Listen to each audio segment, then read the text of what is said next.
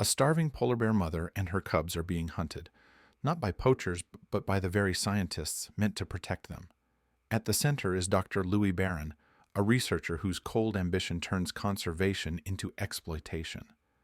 But one man, young biologist Ethan Reynolds, risks everything to defy the system and fight for the family no one else would save. Just wait until you see how this shocking story unfolds and why in the end justice finally wins. The Arctic had never been kind, but that year it turned merciless. A late winter storm swept across the tundra, carving ghostly paths in the snow. Claire moved with purpose, slow, deliberate steps that betrayed her exhaustion. Her thick white coat clung to her gaunt frame, thinned from hunger. The wind cut through even the fur of a polar bear, and she shielded her cubs, Ames, Max, and Lily, as best she could, pressing her body against theirs whenever they staggered. The ice had fractured early that season. Great sheets had splintered and drifted away, taking with them the seals she once hunted. Without them, she had no food, and without food, her milk had begun to fade. Claire hadn't eaten in 10 days. Max, the bolder of the two cubs, tried to keep up, his paws dragging. Lily, smaller and more cautious, clung to her mother's side, barely lifting her head.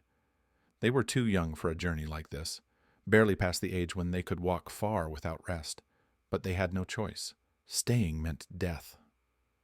Moving was the only hope. And Claire wasn't just fleeing hunger.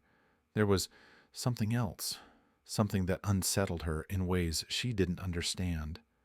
The air carried a scent, faint but wrong, a mix of metal, oil, and something unfamiliar, not natural, not safe. Weeks ago she had seen strange shapes on the horizon, tall figures that didn't belong, bright lights that pulsed even during the endless twilight, machines that hummed and moved. She'd watched, hidden in the rocks, as one of her kind, a young male, wandered too close and fell without a sound, dropping into the snow after something pierced his neck. When they dragged him away, he didn't resist. Claire never forgot the silence. That scent was back now, stronger and closer. Snow crunched beneath her paws as she climbed a ridge. The cubs struggled behind her, their small frames barely visible against the storm. Claire paused to let them catch up. Max slipped, fell, then pushed himself up, trembling. She moved to him, gently nudging his side, and turned to scan the horizon. That's when she heard it. A faint mechanical growl, steady, unnatural, then a flicker. 2 points of light blinked in the distance. Headlights. A snowmobile. It was coming fast. Claire didn't understand the machine, but she knew what it meant. She turned without hesitation, scooped Lily with her shoulder, and barked a low sound that made Max rise despite his shaking limbs. Together, they ran, into the night, into the storm, into the unknown. But not to safety. Not yet. They were being followed, and not by anyone offering help. Deep beneath the hush of falling snow, a mechanical rumble echoed like a warning. It wasn't the sound of rescue, it was the sound of pursuit. Ethan Reynolds crouched behind a ridge of wind-packed ice, binoculars pressed against his eyes, breath held. The storm had softened, but the air was still thick with tension. In the clearing below, he saw her, Claire, gaunt, moving slow. Her cubs stumbled behind her like shadows of themselves. He had been watching this family for weeks. In the solitude of his fieldwork, he'd named her, after his mother, Claire Reynolds, a woman who had raised him alone after his father disappeared from their lives.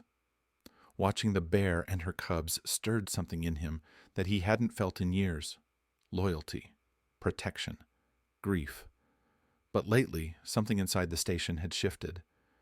At first, Ethan believed in their mission, wildlife preservation, tracking migratory patterns, protecting vulnerable species. But what he uncovered behind locked doors chilled him more than any Arctic wind. Dr. Louis Barron, head of the outpost, had turned research into something else. Off-the-record transports, locked containers, unmarked vials. Ethan had read a report he was never meant to see. The bears weren't being tracked. They were being used. He remembered the language: genetic harvesting, reproductive isolation, controlled samples, and then the justification for the survival of the species.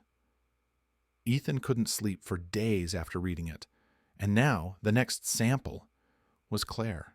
He'd warned them, argued, demanded transparency, but Barron only smiled, cold, clinical. So Ethan made a choice. He stole a clearance card, activated a decoy drone, and set it loose in the opposite direction. And without telling anyone, he grabbed his snowmobile, tore across the ice field, and followed the trail. Toward the only family that still meant something real. Toward the mother who had no idea what was coming. When he found them, it was almost too late. Claire had collapsed near a frozen embankment. Her cubs curled beside her, barely moving. Max's breath came in tiny clouds. Lily didn't lift her head. Claire stirred as he approached, her eyes locked on him, golden, wild, full of fear and fury. She let out a low, warning growl, baring her teeth. Ethan stopped, dropped his pack, and held up both hands. "It's okay," he whispered, his voice breaking. "I'm not here to hurt you." The wind howled again. His tears stung as they froze on his cheeks. He took one step closer. Then it happened. A sharp cracking noise cut through the air, a sound he recognized instantly. A rifle, fired from the ridge. Claire let out a pained roar and staggered to the side. Blood bloomed against the snow. Not much, but enough to make her falter. Ethan turned, heart-pounding. One of Barron's trackers had followed him. He had led danger straight to them. In that moment, something inside him changed. He wasn't just a scientist anymore. He was her only chance. She fell. The great bear collapsed into the snow, her breath labored, her body still. Max and Lily cried out, their tiny voices thin against the wind, curling into her fur for warmth, for safety, for something they couldn't understand, only feel. Ethan didn't think. Instinct took over. He charged the tracker, a blur of motion across the ice. The two collided. A struggle of desperation, not anger. Ethan wrestled the rifle away, tossing it aside as the man hit the ground with a muffled grunt. Adrenaline surged through him. He didn't wait for retaliation. Grabbing his radio, Ethan shouted over the frequency, clear, sharp, final. "If you take one more step, I send every file, every log, every image, straight to the Department of Wildlife, the press, and every conservation group on the planet. Do you understand me?" Static answered him, then silence. That silence told him everything. He turned back to Claire. She was still breathing. The shot hadn't hit anything vital, just grazed her shoulder, but she was bleeding, and she was cold. Without thinking twice, Ethan tore off his parka and pressed it gently against the wound. The cubs flinched at first, but didn't move away. His hands shook, from the cold, from fear, from the weight of everything he could still lose. "Don't die on me," he whispered. "You made it this far. You don't stop now." Night turned to a dull gray dawn. Hours passed. And then she moved. Slowly, Claire lifted her head. Her breath was steady now. She rose, one paw at a time, then stood tall against the breaking light.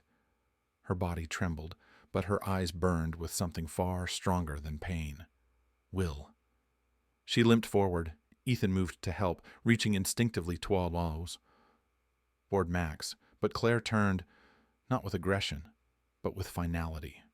A soft grunt. Protective. Proud. She would carry her cubs even if her legs buckled beneath her. And she did. Step by step, Claire led them away, across the fragile edge of melting ice, into the white unknown. Ethan didn't follow. He stayed behind, watching her go, watching them vanish into the land that was still, somehow, theirs. That moment stayed with him like a photograph, etched in memory. 3 weeks later, the outpost was dismantled. Ethan's report made headlines across the country.